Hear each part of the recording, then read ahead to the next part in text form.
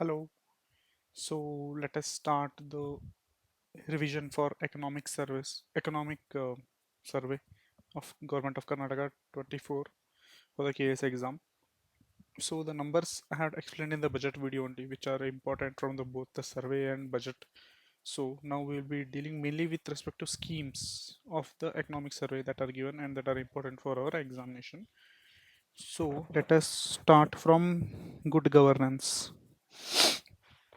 So what are the things that are important here? First scheme that is important here is the Digital India program. First thing we have to remember under Digital India program is it was launched in the year 2015, and what was its aim? Its aim was mainly to improve the digital infrastructure, service on demand, and digital empowerment of the society.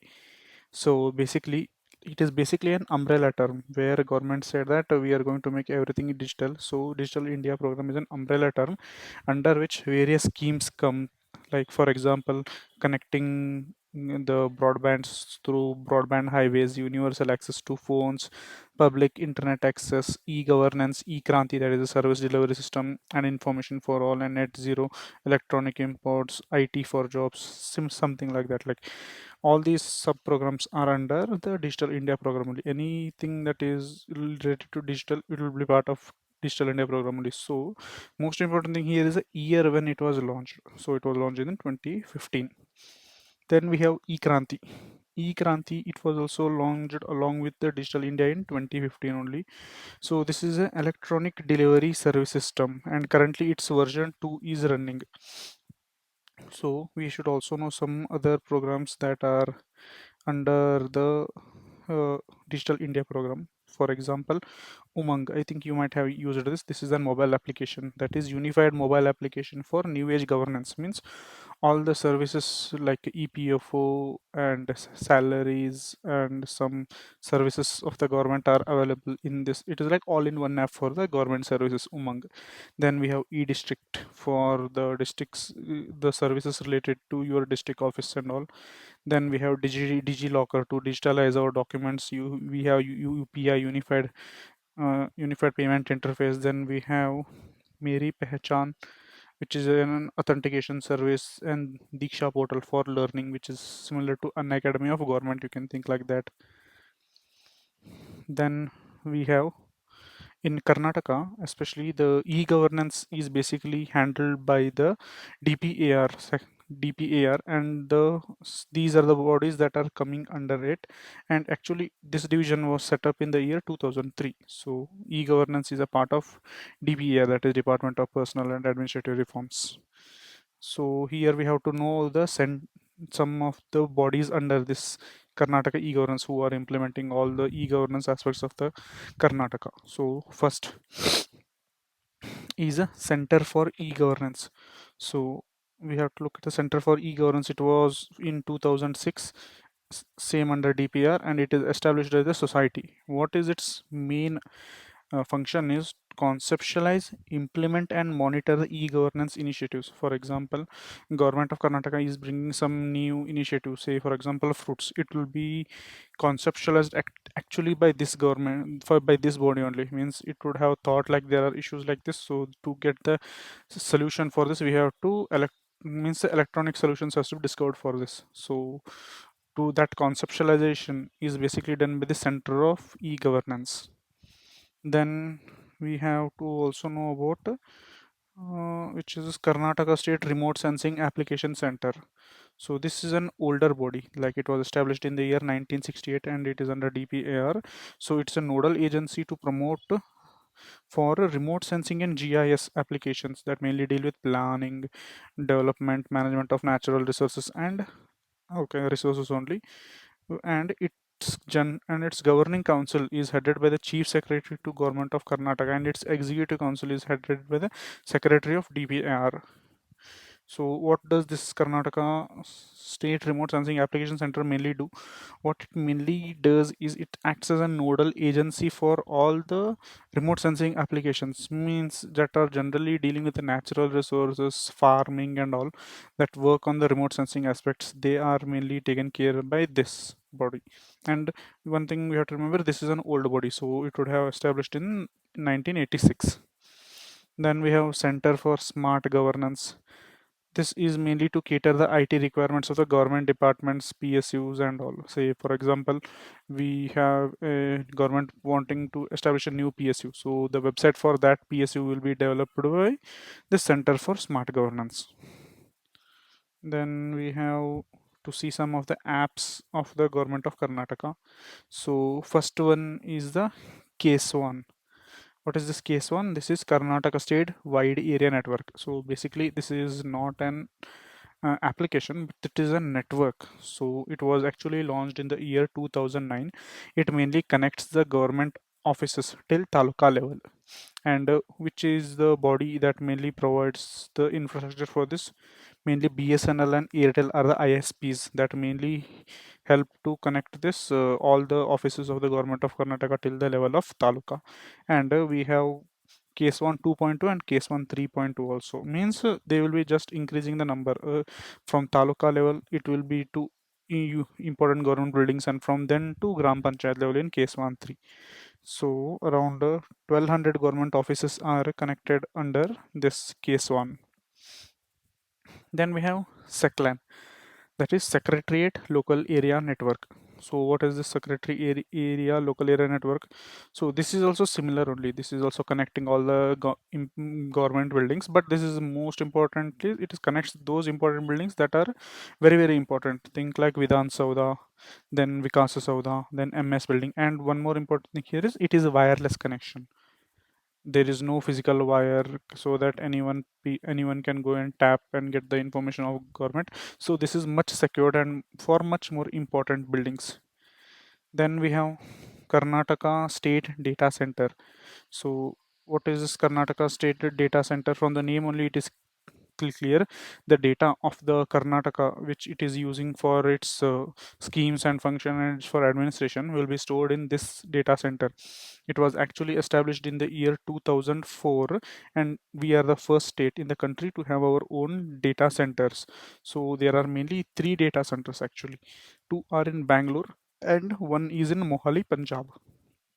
Means there will be two data centers that are nearby each other. Means if one of the data center fails or someone hacks, it will be accessed by other, and if that also is hacked, then we have one more that in Punjab, that is Mohali, so that it will be saved. Something like that is the idea behind it. Then we have Security Operational Center, which is basically on the similar lines of the CERT iron that we know it is by the central government. Na? Mainly it is a group of IT professionals who are working. It is mainly to prevent the government digital infrastructure, especially from the cyber attacks. So as this is modeled from the CERT iron of government of India, so this will be a relatively newer one. So it was actually launched in 2022. Then we have Karnataka Resident Data Hub. So Karnataka Re, Data Resident Hub basically means the data of the residents of the Karnataka will be held by this body. And mainly this also provides license Aadhaar authentication agency. And this also has a aim to replace the manual sign with the e-sign. There are two data centers especially to hold the data of the residents. One is in Bangalore and another one is in Manesar, Haryana. So this is the data of the residents. The other one which we saw was a Karnataka State Data Center, means that is related to government data. So this is the data of the residents. This is in one is in Bangalore and one is in Manesar. Then we have service delivery and applications. Means now we come to some of the apps. So we just have to know what are the departments and what is its main function. So Bhumi, it is by the revenue department and it aims to digitalize all the land records. Then we have Khazane name only suggests treasury department and mainly for treasury. Then we have Kaveri. Kaveri is by Department of Stamps and Registrations. It is mainly to registration of your marriage, property and documents. When you go at the sub-register office, no, the software that is used in his office mainly is Kaveri, generally used to register the lands or marriage registration and all. It is by Kaveri. Then we have Kutumba app. It is basically entitlement management system, and it is by the Department of E-Governance, means it is under DPR. So what is this Kutumba app? So Kutumba app is an entitled management system. Entitled management system means this is a system that mainly checks the residents data and see that who are all eligible people for the scheme. Even though you have not applied, it will still recognize you if you are a beneficiary of it. Say for example, if today Karnataka government says that from tomorrow we are giving monthly 2000 rupees for the people whose income is less than 10 lakh rupees, so they feed this data to this Kutumba, and this Kutumba has the data from various sources like census, SCS survey and all, so it only identifies how many people fall below this category, and automatically they will be entitled for those benefits. So this is basically entitlement nutrition, and 90% of the families of Karnataka are registered under this. Then we have fruits. Most important thing for this scheme is the expansion of it. Means what does it abbreviates to? It is Farmer Registration and Unified Beneficiary Information System. Because this farmer registration and unified beneficiary information system, mainly this is an database, especially database of the farmers. It will mainly used by banks, cooperatives and all the other bodies that mainly aims towards the farmer, especially it is a one time registration. Then we can get a fruits ID. From that we can apply loans and all those things are done by fruits. Then we have Avalokana portal. So what is this Avalokana portal? This is by Department of Planning to review the progress of the programs. Then we have Mahiti Kanaja, information of all public services and schemes and funds that are being spent will be in this Mahiti Kanaja. Then we have Mojini. Mojini is by the survey and land records, and it mainly gives a village map, and Iswattu is under this. Iswattu, I will explain it, it will come next. So basically we have to remember it. Mojini is an app that is by the land records and the survey department, and from where we can get the village map and all those constructions that are going in it. Then we have Kanaja portal. Kanaja portal is Karnataka Knowledge. It is by Karnataka Knowledge Commission and Triple ITB, and it is basically Kannada Encyclopedia. So if it is Mahiti Kanaja, it is related to the schemes, services, and the expenditure of the government. And if it is just Kanaja, Kanaja means like like it's a collection of knowledge, something like that. So it will be then Encyclopedia of the Kannada. Then we have Karnataka Procurement Portal. So what is this procurement portal? Anything. Now the current version, the running of this procurement portal is 2.2. Any procurement or order that is above 50 lakhs has to be eh, through this portal. Karnataka procurement portal means you cannot directly give an auction offline and give it to your friends, so it has to be go online. So 50 lakh is the limit that has been set, and it is an contractual management system, to be much more precise. Contractual management system which mainly tracks the financial progress and the physical progress. Then we have Sparrow. This is electronic annual performance appraisal report. So basically it is basically the appraisal report that is mainly 360-degree. Means your appraisal will not only given by you alone, but it will be given by your seniors, juniors and peers too. So that is basically Sparrow. Then we have some of the apps that are related to Kannada computing. First one is eKannada. Mainly it aims to develop software and services in Kannada, and and did a glossary and translation also it does. Basically eKannada means basically there are certain softwares, for example take example of Excel. Is there no Excel, most of the it is in English only, so this mainly helps to convert that to in Kannada by using some plugins like Nudi and all. So that is basically eKannada. Then we have Padakanaja.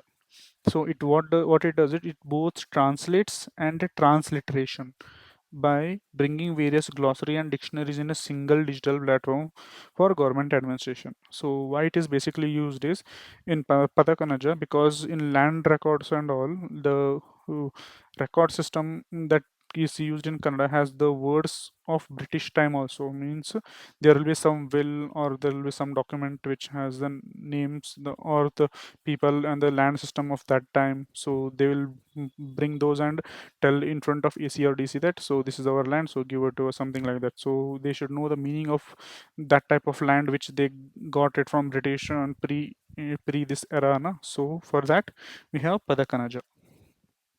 Then we have machine translation. So machine translation is basically translation between Kannada and English, and it is basically by the University of Hyderabad and Center of Governance. Hope they should have used this in the exam. We have to write again.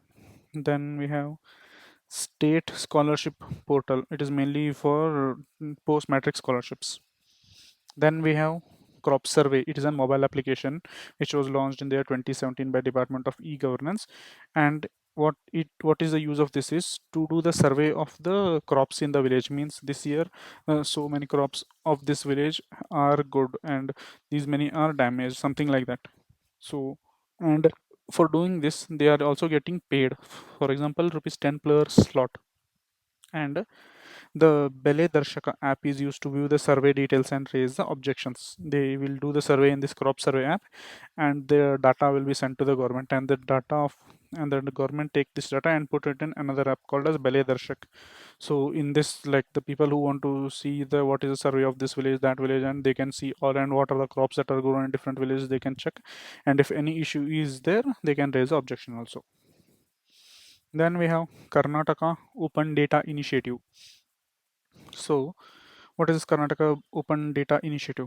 From the name only, it is very clear. Open Data Initiative means to publish the data, to publish the data sets, documents, services, and applications for the public use. And this has been award. This has got two awards.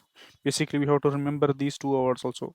One is the Scotch Awards in 2023, and another one is the socio-economic development category of Digital India. So this Karnataka Open Data Initiative has got these two. So why they are opening up the data means the data will be used by various companies, startups, so that the services can be provided to the people better. Say for example, if there is a data related to the villages where the buses are not going, because mainly because the government finds it less viable for them, then what they can do, then with this data the private sector can invest in roads, or they can set some bus or small autos to these areas so they can earn profit. Means from the data they are trying to earn the profit. So and where this data is pooled, it is pooled in the data lake project. So what is this? It is basically use of big data by the planning department, and who is a agency that is working in this data lake project, that is IIITB, International Institute of Information Technology, Bangalore. Then we have open data policy.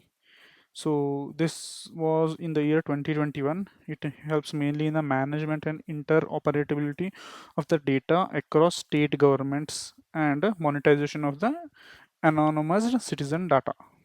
Means basically here the government is selling some of the data that is we can say it is not leading to the issues where the identity is revealed. Such data means monetization, means basically selling of data of the citizens, but it is not that clear. Means it will be targeted to whom. For example, ONDC app is operated by government only. So base government has the data related to what kind of food habits people have. So in the night what people order, what people order in the noon, what people order in the morning, they will have each set data of this. So this data will be important for the private sectors, means the people who are opening new hotels and all. So they can ask the government to, so like which restaurant or which kind of food is most ordered on your app. Say for example, if dosa is observed, so they can easily set up a dosa thing in the morning till noon, so they can earn profit. And for this data they are paying the government. So this is basically open data policy. Means they are monetizing the citizen data. Then that is anonymized, means it is not telling the people this person eats this, nothing like that. Then Karnataka My Government platform is under CM. Then RTI online portal is there. It is for all the departments of the state government. That is good to know. Then we have Karnataka State Web Portal. It is basically a single point of information for all the uh, means all the house in-house model templates. Then we have National Academic Depository. So this is by Ministry of Education in 2017 to store the academic records, the like mark sheet, caste certificate, and all. Basically, and the new scheme, that is UNIDHI scheme, is also going to access data from this only. And Karnataka ranks number one in this National Academic Depository. Then we have Janaspandana. So from name only it is clear what is Janaspandana means. Janariga Spandana means public grievance. So this was started in the year 2021 and it is multi-mode. So like Janaspandana, it can be to any level. So if it is at a district level, it is district Janaspandana where they will take their complaints to DC. If it is to at the state level, CM will answer them. So CM Janata Darshana. And CMO means if you want to send any uh, letter to the CM office, so that is through letter of administration, that is CMO LMS, and this is also part of Janaspandana. Then we have Sakala services. So this is very important because this has been established as per the act of the government. So Karnataka Sakala Services Act of 2011 is there. So this mainly guarantees the services in a stipulated period of time, and the compensation is also given like 20 per day if the government fails to provide the services. And it has a tagline, not the tagline, it has got an award, that is Best Citizen Caring Government Department Award under the test program. So to remember this program, like Sakala is very caring, so this award it has been given to Sakala scheme. Then we have e-Sahamati. What is this e-Sahamati? So this e-Sahamati is basically consent management platform where it lets the third party access the individual's data available with the government and that too with the consent. And Karnataka is the first state in India to do this. So it is based on the data empowerment protection architecture of the Niti Aayog. Then we have Seva Sindhu project. So what is the Seva Sindhu project? This is basically an umbrella term, like government of India has digital India, na? So this is Seva Sindhu for us. So this was launched in the year 2018, and this also has won the award of Prime Minister Award for Excellence in Public Administration. And it mainly delivers its services through various forms. For example, in villages it is through Grama One, and in Bangalore it is Bangalore One, and in other districts it is Karnataka One. And from mobile also you can get your services like Mobile One. And this in 2023 was the world's largest multi-channel mobile service delivery platform, and has the tagline of anytime, anywhere, anyhow. Then we have Parihara 2.0. So this is by the Revenue Department and mainly for the compensation of cattle death. Then we have Amruta Jyoti. This is basically for ESCOMs for the subsidies. Then we have Karmani. Karmani is an app basically for the women and child development, mainly to provide enumerations of the total number of transgender people in the state. Then we have Spectacles. So it is under the National Health Mission and is basically used for eye care. Avalokana software, we saw that. What is this basically? It is basically provides the information related to how much expenditure is done and all the related to schemes of the Karnataka. And one thing we missed there was the sponsor. Who is the sponsor for this? Means World Bank provides the money for this Avalokana software. Then we have to know this Karnataka has bagged top achiever position in the ease of doing business too. Then CAPI. This is basically by Ministry of Forest of Karnataka. This basically aims at geotagging the assets of the forest department. Then we have Samrakshane, which is an online crop insurance. Then Mahiti Kanaja, we saw this one. And here we can get information without RTI only, means the department itself will publish the data sets without being subjugated to RTI. Then we have Ganita, no, Kannada Ganika Parishad. So basically, this is a non-governmental organization which was established in the year 1970, and this is considered as a founder of Nudi in 2001. And now its current version that is running is version 6.5, and this can be treated as Kannada's Vishwakosha or encyclopedia. Then we have Kasa Pasani. This is a dictionary of Karnataka by the Sahitya Academy. Then we have Worksoft, which is by Rajiv Gandhi Gramina Vasati Yojana, and it is GPS based house construction tracking scheme, that is Worksoft. Then we have M Parivahana. This is from clear, it is clear from the name Vahana, something related to motor vehicles. So this is storing the motor vehicles information online. Then we have a platform called as Dishank. This is by the Department of Survey and Land Records. This is basically is to know your survey limits. So basically, if you open this app by standing in plot, you can directly know what are the dimensions of the plot by using this app. Then we have Maulya. This is also by the stamps department, and it is used in the sub register office mainly to check the price of the land. So what are the sales that are happening in the sub register will be means the price will be set in this Maulya app. So you can directly know the price. Then we have Avatara 2.1, that is related to KSRTC booking. You might have used this app for your booking of KSRTC buses. Then we have Hasiru. So this is by Department of Horticulture, and it mainly provides the information on schemes also. Then we have Vidya Vahini. So this is by the Department of the Public Instructions. The name only tells it all. So it mainly provides the information related to the educational schemes that are going in the school. Then we have Iswattu. Iswattu is basically for the rural areas where we can get to know information of the property that is being constructed. So, say for example, if the property is legal, it will be considered as 11A property, and if it is illegal property, it will be 11B. Then we have Gandhi Sakshi. So this also is very clear from the name. Gandhi Sakshi, something that mainly puts accountability on the rural infrastructure. So financial information of all the public works that are taking place in the panchayat and the rural area are updated in the Gandhi Sakshi scheme. Then we have Bapuji Seva Kendras, which were actually originally launched in 2016 and got digitalized in the year 2020. Then we have Panchamitra, that is information of panchayat online, means when the meeting is taking place, when the elections will be held, any information related to panchayat will be digitalized. So that is Panchamitra. Then we have Panchatantra also. That has also very similar functions. So you can remember both, like Panchatantra and Panchamitra are related to digitalization of the panchayats. But this Panchatantra is there. No? This is much more specific related to the financial matters of the panchayat. Means how much amount of fund is allocated for the development of wells, development of roads. All that information will be there in the Panchatantra. And Panchamitra, administrative information will be there online. Then we have Damini. So Damini is basically by the Department of Agriculture, which is mainly an early warning system for lightning. Then we have some other schemes. I think only, yeah, 2 pages there. We'll finish them off. Karnataka State Data Center. I have explained this. Like it is a disaster recovery site. Then two are there, and below one is in Mohali, Punjab. And the technology it uses three-way data replication technology. Then child Aadhaar enrollment. So basically to enroll the children using the biometric resident number from the register of birth. This is mainly for the children of 0 to 5 years, and it is by the Center of E-Governance.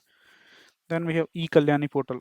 So for the empowerment of private hospitals that provide maternal care, what it does is mainly is used to register those cases that mainly deals with the MTP Act of 1978. Means basically those act that deals with the termination of the pregnancy. So that has to be updated in this E-Kalyani portal. Then we have Kutumba project. We know that what is this, and there we did not see the awards which this has won. So we can see that here also. It is basically a centralized repository for the family and individual attributes, and 90% of the state families are registered under it, and it has got the silver category award under the National E-Governance Award program. Then we have to know about this committee, that is Nanjundappa committee. This is a little bit important. So it was set up actually in the year 2001, and it had submitted its report in the year 2002. And it what why was it set up? It was mainly set up mainly because of the regional imbalances in the development. So it had taken around the data of the 175 talukas and on the 35 socio-economic parameters. Based on this tree, it created an index, or it brought an report called as Composite Development Index, CCDI, Comprehensive Composite Development Index. From that, it mainly classified district as backward, most backward, least backward, something like that. Then we have Karnataka Legislators Land Area Development Scheme. This is like copy of MP Lads. So like what we have to remember here is when was it launched? It was launched in the year 2001. And what is the amount allocated and how did it change along the years? When it was started now, the amount was only 25 lakhs in 2001, and in 2006 it was increased to 1 crore, and from 2013 2 crore is given. How much is given for MP lads? It is nearly 5 crore. Then some basic facts of Karnataka. There are 28 MPs to Lok Sabha, 12 MPs to Rajya Sabha, and one nominated to Rajya Sabha. And then we have e-Janman software. So this is mainly used to collect the birth and death information.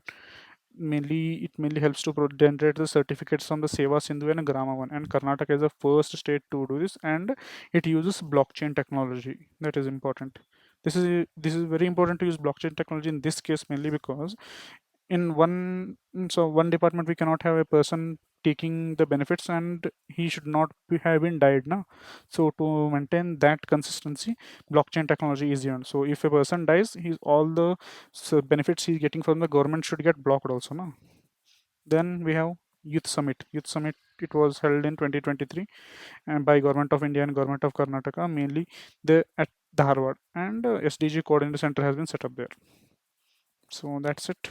We will see other factors tomorrow. Thank you.